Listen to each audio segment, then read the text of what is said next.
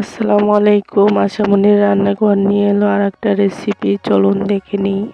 আজকে রান্না করব ফুলকপি দিয়ে শিং মাছ।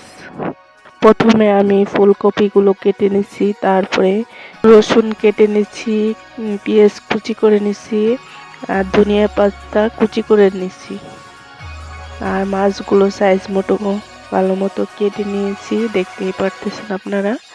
এই মাছগুলোকে ভালো করে সুন্দর করে ধুয়ে নিয়েছি। চুলায় একটা প্যান বসিয়ে দিয়েছি, তার ভিতর তেল দিয়ে ভালো করে গরম করে মাছগুলোকে ছেড়ে দিব। ছেড়ে দেওয়ার পরে একটা একটা সুন্দর করে ভেজে নিব। আস্তে আস্তে জাল করে, দেখতেই পারতেছেন আস্তে আস্তে জাল করে আমি ভেজে নিচ্ছি। সুন্দর করে ভেজে নিয়েছি। এখন অন্য একটা কড়াই দিয়ে দিব। ওই কড়াইতে তেল দিয়ে দিব কিছুটা।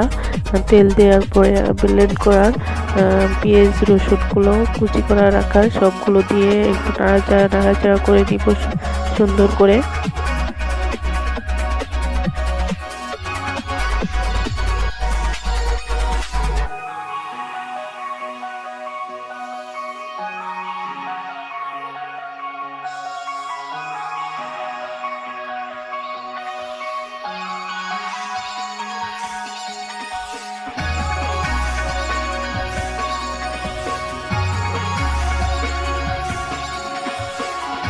কিছুক্ষণ পরে তরকারিটা ফুটে যাবে, তারপরে আমরা দিয়ে দিব ধনিয়ার পাতা।